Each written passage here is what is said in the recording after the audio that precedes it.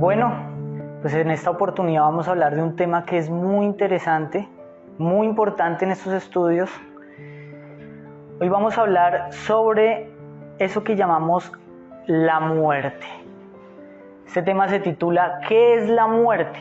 Y vamos a reflexionar sobre lo que muere y lo que no muere. Vamos a ver desde otra perspectiva la muerte, las facetas de la muerte. Vamos a ver que la muerte es mucho más de lo que creemos. De hecho, vamos a ver que hasta podemos llegar a aprender a morir. Ese es uno de los objetivos de esta enseñanza. Es decir, que la muerte no solamente es algo que ocurre en el mundo físico, sino que también está relacionada con el despertar de la conciencia, con el cambio en nuestra manera de ser. Y para eso tenemos que aprender a morir. Pero pues hay muchas facetas de la muerte, por eso vamos a revalorizar qué es lo que entendemos de la muerte. Cuando se nos habla de la muerte, ¿qué pensamos? ¿Qué es la muerte? ¿Qué concepto tenemos? Generalmente tenemos el concepto del fallecimiento, de la partida de un familiar, o también de pensar en nosotros que somos seres mortales, que algún día dejaremos este mundo. La muerte está en nuestra psicología asociada a lo que es la tragedia, al dolor, al desprendimiento, porque es una separación repentina y radical. De pronto tenemos un familiar y nos separamos de él para siempre. No volvemos a verlo, a hablar con él. Eso puede generar un impacto en nosotros tremendo. Y por lo tanto, es muy razonable que le tengamos pavor, temor a la muerte. Que veamos la muerte como una cosa que está allá y la vida como una cosa que está acá.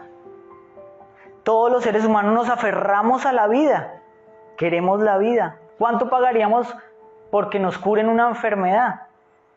Porque no sabemos qué hay más allá de la muerte. No sabemos cómo abordar ese enigma. Muy bien, pues acá nosotros buscamos ver que si esto está relacionado con la muerte, lo vamos a ver también. Ahorita vamos a hablar de esto. Pero la muerte es mucho más allá, va mucho más allá. Es mucho más que el fallecimiento del cuerpo físico. Mueren los animales, mueren las plantas, pero también vemos que las cosas cambian y en eso también se encuentra la muerte. Vemos que los objetos también decaen. Las construcciones, los imperios, las civilizaciones no son siempre las mismas. ¿Por qué? Porque algo las está afectando. Por eso nosotros acá hablamos de que la muerte es cambio y transformación. Ese cambio que está ocurriendo aquí en este momento, no que ocurre en algún momento después cuando va a morir nuestro cuerpo físico. Generalmente pensamos en la muerte como ese hecho al que vamos a llegar. No, la muerte está ocurriendo acá, en todas las cosas, en nosotros, en todos los niveles. No solo nuestro cuerpo está cambiando, sino también cambia nuestra mente. Y la característica de esa transformación es que es drástica, radical, es irreversible. Lo que pasó, pasó. Y ya no va a volver a pasar. Conservamos un recuerdo, pero ya pasó. El niño que yo era, ya no es. Porque esos cambios son irreversibles, ¿cierto? Obviamente esto nos puede generar temor porque sabemos que todo está en un proceso de decadencia, pero debemos ampliar esa visión porque la muerte es lo que da origen a la renovación y al movimiento. Porque la muerte también es un nacimiento. La semilla tiene que morir para que nazca el germen. Este momento tiene que morir para que surja un nuevo presente. Estamos en constante muerte y renovación. No solamente esto es vida, aquí también encontramos la muerte. Preguntémonos por un segundo. En este momento, ¿estamos viviendo, cierto? ¿O estamos muriendo? ¿Ah? Ambas cosas. Este momento es único y está pasando. Más tarde ustedes se van y pueden recordar lo que vieron y lo que aprendieron, pero eso ya murió. Y si no muriera, la vida sería un estancamiento, pero la vida es un movimiento de experiencia. Y tiene que ser así porque estamos de paso. Por eso los sabios dicen que este es el mundo de la ilusión, porque todo cambia y lo que ahora es sólido, estable y permanente en un momento cambia. Así que no podemos separar la muerte de la vida, porque la muerte es una característica de la vida. Pero eso no está integrado en nuestro sistema psicológico, en nuestra visión de la vida. Y mientras nosotros no integremos eso en nuestra percepción de la vida, pues no vamos a tener una recta visión de la existencia, una sabia visión de la existencia. No vamos a poder adaptarnos a esto que llamamos vida y darnos cuenta que la vida es un viaje sin retorno, un viaje único, extraordinario, maravilloso, pero en el cual las experiencias, las relaciones, las situaciones ya no vuelven. Si viéramos la presencia de la muerte en la vida, cambiaría entonces nuestra visión de la existencia. Tenemos pues que incorporar ese conocimiento de la muerte en nuestra vida. Y esto nos va a llevar a una madurez tremenda y nos va a llevar a vivir la vida rectamente, sabiamente. Entonces, si incorporáramos la muerte en nuestra visión de la vida, aprenderíamos a hacer cosas como trascender, porque la vida es una sucesión de experiencias, muchas veces dolorosas, complicadas, y esas experiencias pueden convertirse en trauma y arrastrar en nuestra mente dolor y sufrimiento, o pueden convertirse en sabiduría. Eso es trascender. Aprender de la situación y pasar la hoja.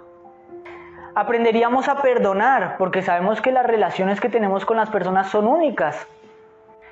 Aprenderíamos a soltar, porque si estamos de viaje, ninguna de las cosas que tenemos a nuestro alrededor nos pertenece. Sí, podemos usarlas, no está mal en usarlas, pero en ver las cosas como son realmente. Aprendamos a cambiar, porque eso que yo soy así, así nací, así me quedo, genio y figura hasta la sepultura, pues eso solo le hace daño a uno mismo, ¿cierto? Porque la vida es cambio. Todas estas cosas que tenemos que aprender en la vida no son otras cosas que aprender a morir. Y eso es madurar espiritualmente. Eso no es ver la muerte como algo que está más allá, sino es convivir con la muerte, que es la misma vida. Y por eso dice una sentencia: para saber vivir hay que saber morir.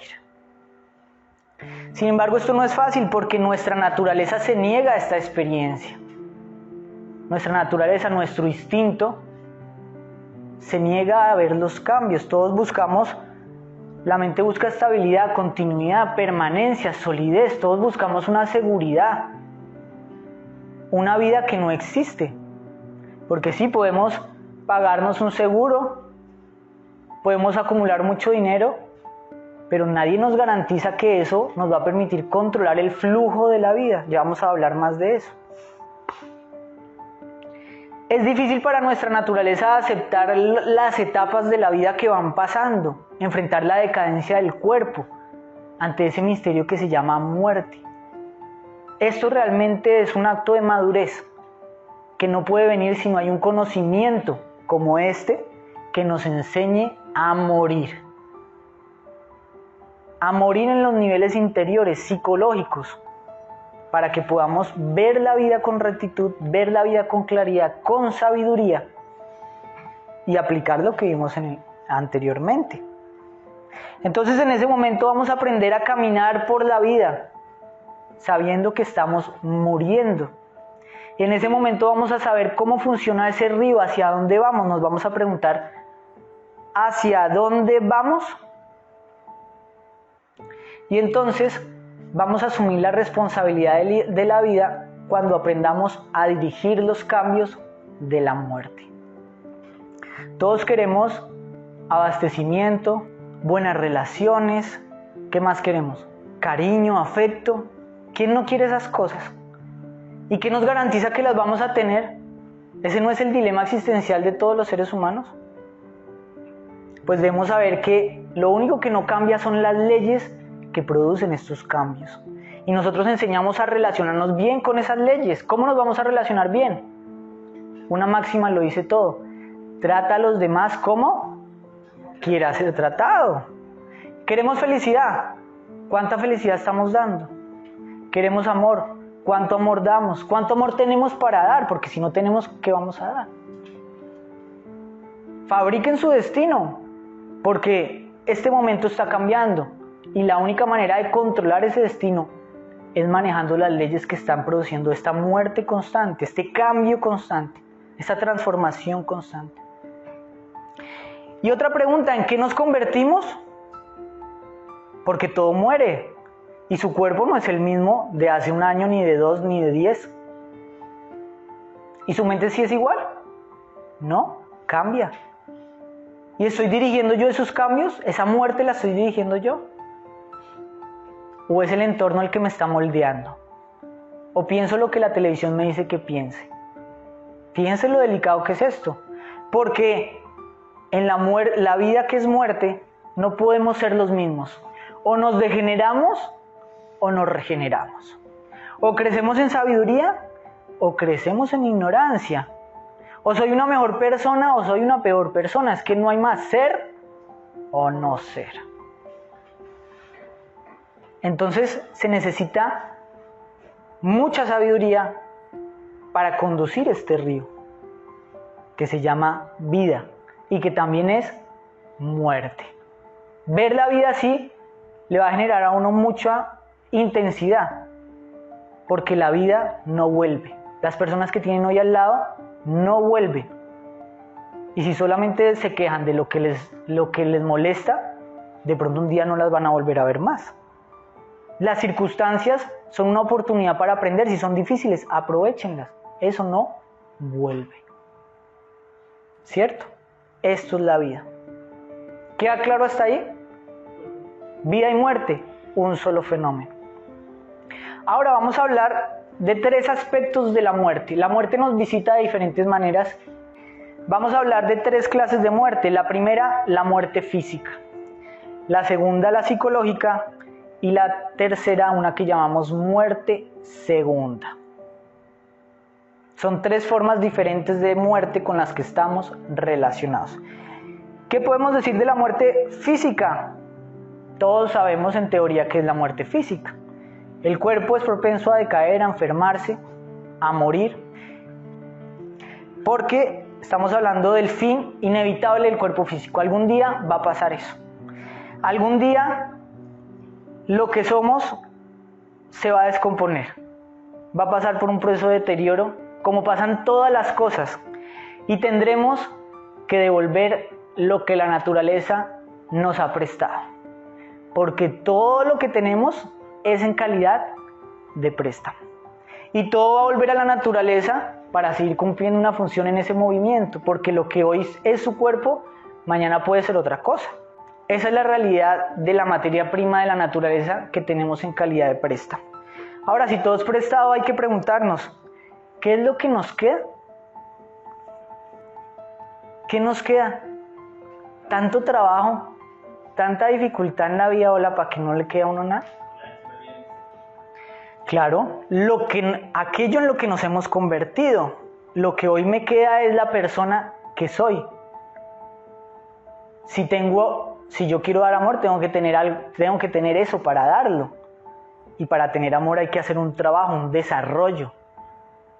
Si tengo sabiduría, tuve que haber logrado esa sabiduría. Eso es lo que queda. Y lo que queda de eso además son las acciones que hacemos o que hicimos con esa persona en la que nos convertimos. Ahora vamos a ver, sabiendo que no nos queda sino lo aprendido y que todo se divide porque algo se queda, algo se va, pues debemos preguntarnos, ¿qué es lo que muere y qué es lo que no muere? ¿Qué queda y qué se va? Pues se queda el cuerpo físico, el cuerpo vital y eso que llamamos personalidad, de lo que hablaremos en una conferencia entera. Pero la esencia continúa atrapada en los valores y continúa movida por eso que llamamos el karma. O sea que algo continúa y eso que continúa se reincorpora en una nueva condición existencial. ¿Cuál será esa condición? Pues tenemos que ver que para determinar eso hay algo que se llama los juicios de la muerte. Cuando nosotros morimos, entonces se hace un balance de la vida que ha terminado. Y eso determina el destino del alma que acaba de desencarnar o fallecer. Eso se hace a través de juicios, diferentes juicios que vamos a estudiar. El primer juicio se llama el autojuicio. Muchas personas que han tenido experiencias cercanas a la muerte hablan de este autojuicio. El autojuicio es una proyección que contemplamos de manera retrospectiva, es decir, del momento en que estamos hacia atrás y empezamos a ver todas las imágenes que conformaron nuestra vida en calidad de espectador, todas las relaciones, tanto las buenas como las malas. Pero en este caso las vamos a ver en forma de espectador. Es muy diferente cuando yo tengo un ataque de ira, de celos, de violencia, y estoy desde el interior de esa ira, justificándola, a cuando yo veo la ira de una persona actuando contra otra. Hay una visión más objetiva cuando estoy afuera. Y sobre todo cuando no solo estoy experimentando el sentimiento personal, sino alcanzo a experimentar la magnitud de toda la escena, también el sentimiento que causa otra persona. Porque si yo, por ejemplo, vendo droga, puedo llegar a experimentar el daño que yo le estoy causando a esa persona y también a su familia, haciendo este autojuicio. A través de este autojuicio, entonces, la conciencia se impacta de su propia vida. Muchas veces, si tiene el nivel de conciencia, puede llegar a saber en qué estado está y hacer un balance determinando qué fue lo que hizo en la vida, contrastándolo con lo que vino a hacer en ella. ¿Fracasó o tuvo éxito? ¿Qué aprendió? Todo eso se desata en este primer autojuicio, que lo realiza uno con su propia conciencia sobre las diferentes escenas de la vida que ha pasado. Luego de este primer juicio viene un juicio ante el tribunal de la ley divina, porque debemos saber que la ley divina existe, aunque no lo parezca. Aunque este mundo parezca injusto, existe la justicia divina. También existe el libre albedrío y por eso parece que no hay justicia, pero sí la hay. Y en este segundo juicio pues vamos a hacer una medición de valores y de acciones. La ley nos va a juzgar por la persona en la que nos hemos convertido, qué yoes hemos desarrollado, y también, así como se van a medir nuestros yoes, se van a medir la calidad de las acciones que hemos hecho en la vida. Esto determina la deuda kármica de esa persona. ¿Cuántas cosas buenas hice? ¿Cuántas cosas malas hice? Simple, matemática, hay un karma y un devenir, que ya vamos a hablar de eso.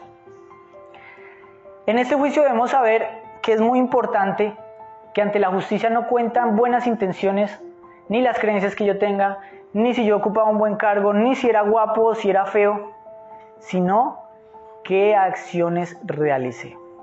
Porque en la vida hay muchos cristianos, budistas, religiosos fervorosos, pero no siempre hay buenos actores. No importa qué conocimiento tengas, lo importante es qué hiciste con tus actos.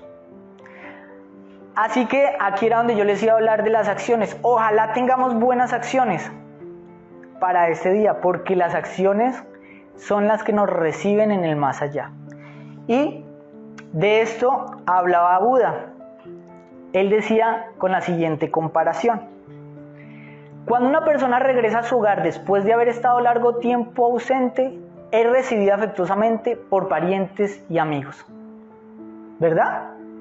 Imagínense que ustedes se van a un viaje mucho tiempo. Si yo vuelvo, por ejemplo, ahora a mi casa después de no haber estado 4 años, me van a recibir con alegría y todos mis amigos van a querer verme. De la misma manera, los buenos actos realizados en este mundo reciben con amor al hombre virtuoso cuando llega a los mundos superiores. Las buenas acciones son las que van a abogar por nosotros, no sé si se dice así.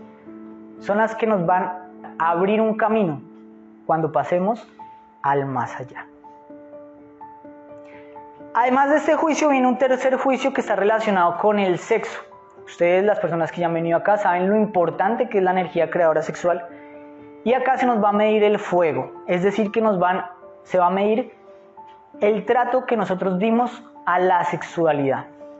¿Qué hicimos con esa energía, con esos recursos que se nos dieron? ¿Nos regeneramos? ¿Nos degeneramos?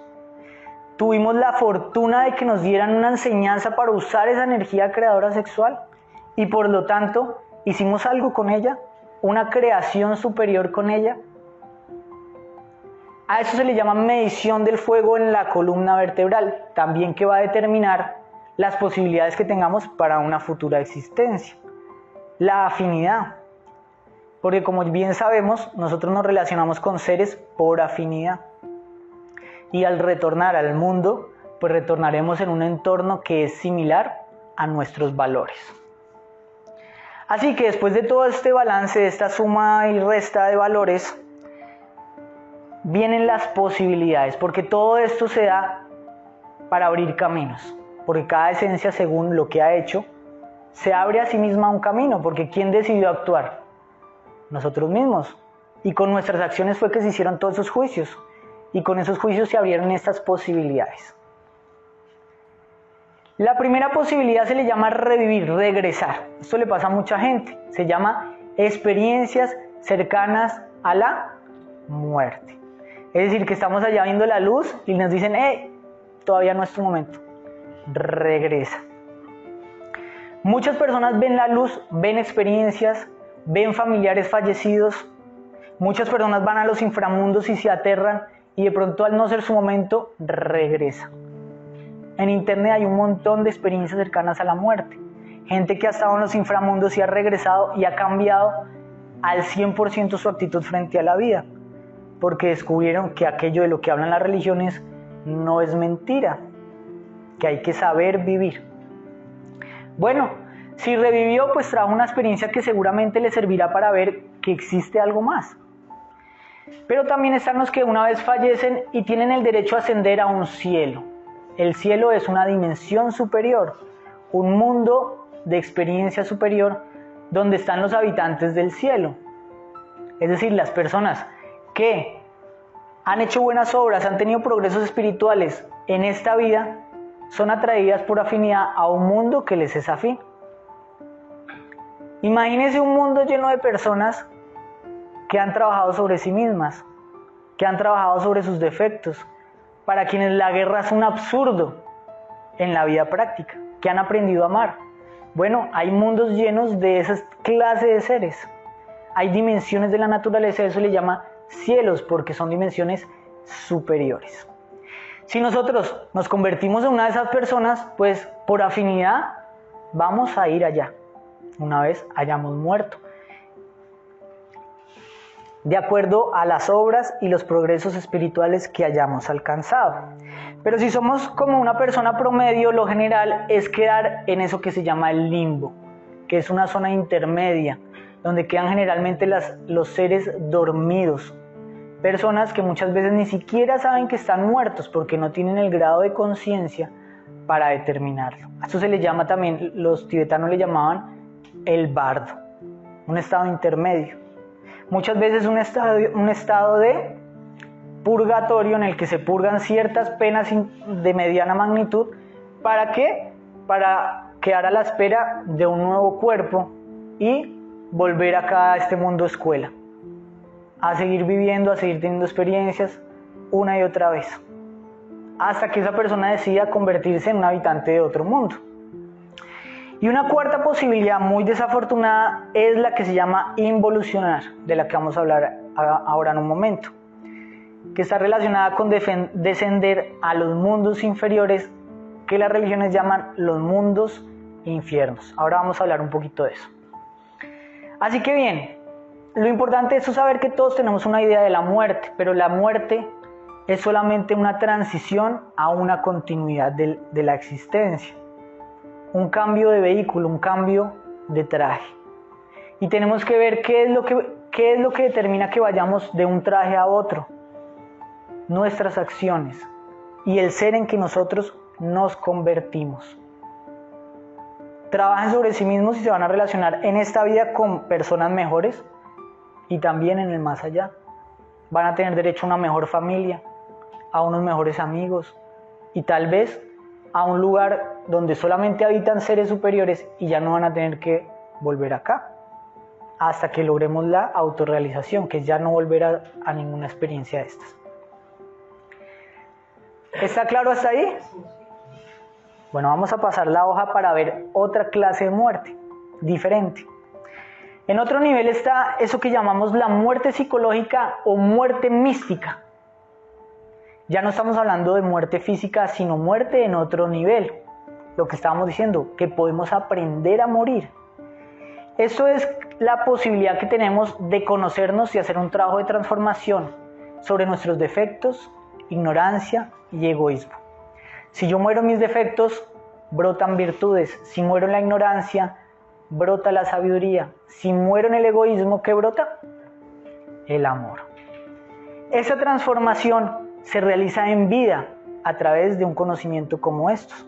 Y los místicos, las personas que se dedican a esto, le llaman la capacidad que tenemos de morir antes de morir. Morir aquí mismo, aquí y ahora, transformar nuestra mente. De eso han hablado todos los grandes sabios de diferente manera. El Cristo muriendo en la cruz no es otra cosa que una enseñanza representativa de eso que tenemos que aprender a hacer, a morir. ¿Qué hizo Cristo después de que murió, al tercer día? Resucitar, renacer, porque la muerte no es un estado estático, es un renacimiento. De esta muerte nos habla un sabio a través de unas palabras, ya lo conocen ustedes, y él dice: es posible, mientras uno vive en este mundo donde todo es un proceso de ascender, de lograr, de alcanzar el éxito, ¿es posible en semejante mundo conocer la muerte? ¿Es posible terminar con el apego a la seguridad psicológica, a la memoria, a los recuerdos acumulados en los que buscamos seguridad y felicidad? ¿Es posible poner fin a todo eso, es decir, morir diariamente para que haya renovación? Parece imposible, pero continúa. Solo la mente que muere de día a día, de momento en momento, a todo lo que ha acumulado, esa mente puede conocer la verdad. Esta era la base de la enseñanza de este gran sabio que fue Krishnamurti, que vino a enseñarnos a morir como todos los grandes sabios, a vaciarnos para poder percibir, para que nuestra conciencia esté clara. Y esta muerte tiene una particularidad, y es de que debemos elegirla voluntariamente. Nadie nos va a obligar a morir. Nadie te va a obligar a cambiar el genio y figura si tú no lo quieres cambiar. Tiene que ser voluntad propia, tiene que ser convicción propia, porque no es fácil. No hace parte de la naturaleza cambiar. Parte de la naturaleza es asentarse, buscar un lugar cómodo y vivir a partir de lo que hemos acumulado. Y para morir necesitamos un conocimiento. Bendito el conocimiento que nos enseña a morir. En la escuela nos dan un conocimiento que nos enseña a vivir, pero no nos dan el conocimiento que nos enseña a morir. Solamente a través de una tradición, de una enseñanza mística, aprendemos a morir. Y acá les hemos enseñado muerte en marcha, autoobservación, limpiar la mente, no identificarse, meditación, muchas prácticas para que ustedes dispongan de esa capacidad de morir. ¿Cierto? ¿Queda claro lo que es la muerte psicológica o muerte mística? ¿La vamos a aplicar? Y finalmente vamos a hacer un breve resumen o un breve repaso de eso que llamamos la muerte segunda, representada con imágenes de sufrimiento, padecimiento, dolor, en mundos de fuego, de azufre, de demonios. Estamos hablando del descenso indeseable a los mundos inferiores o infiernos. ¿Existe el infierno? ¿O esto solamente es una creación de la religión para que seamos obedientes? Ambas cosas. Los mundos infiernos existen, no son como los pintan, porque ¿cómo vamos a pintar un mundo espiritual con pinceles materiales? Todo eso son representaciones, son dimensiones inferiores de la naturaleza, porque sí, como hay dimensiones que recogen las grandes almas de sabios, de maestros, hay dimensiones que recogen la maldad del mundo, cada dimensión para un propósito particular. A los mundos infiernos caemos como resultado del proceso de degeneramiento, y por haber practicado la maldad sin refrenamiento, porque nuestra conciencia tiene la tendencia a dormirse, a materializarse, a creer que esto es lo único y a sumergirse en la maldad. Y entonces debemos saber que no es un Dios el que nos agarra así del cuello y nos tira, vete para el infierno, te portaste mal. No, al infierno caemos por afinidad. Así como una persona se mete en un barrio horrible a consumir droga, nadie la obliga a entrar ahí. Son sus valores internos los que lo llevan a ese lugar, a asociarse con personas afines. Es el desarrollo de la maldad el que nos lleva a los mundos de la maldad. Y esos mundos tienen un propósito, son mundos de descomposición de lo que nos sirve para el propósito espiritual. Porque todo lo que ustedes están viendo tiene un propósito superior que la mayoría de personas no alcanzan a concebir. Así como en un gallinero, ninguna gallina alcanza a concebir que haya un propósito detrás de un gallinero, porque somos criaturas que a veces no comprendemos el propósito del Creador. Sin embargo, han venido maestros a enseñarnos ese propósito, a hacer que participemos de él.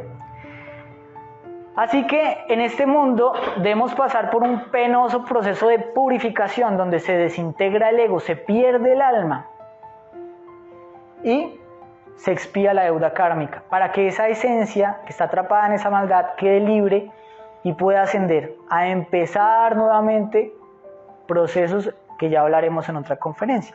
De esos infiernos pues han hablado todas las religiones. Los egipcios hablaban del Diyu, el Narakan los hinduistas, el infierno católico.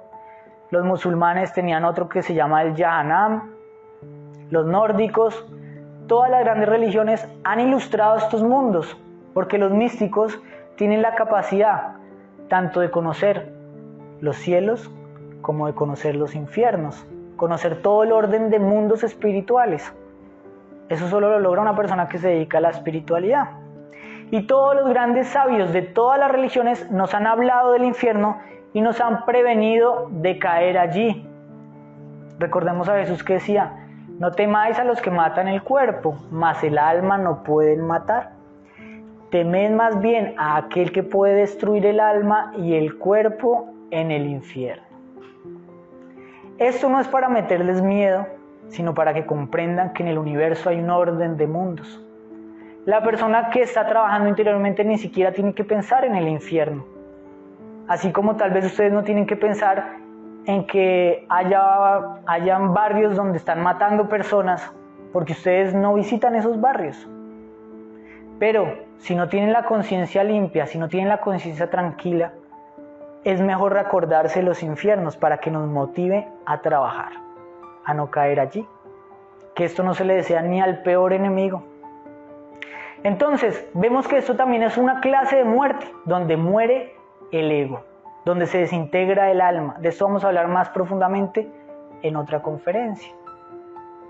Hay entonces muchas clases de muerte. Está la muerte del cuerpo físico, la muerte de este instante, del momento, la muerte que podemos elegir en nuestra mente, psicología, y está la muerte segunda. Estamos relacionadas con todas. Si abarcamos esos conceptos, esa visión en nuestra conciencia, si logramos tener una experiencia con ello, entonces vamos a poder vivir de una manera distinta. ¿Cierto o falso? ¿Tienen alguna pregunta?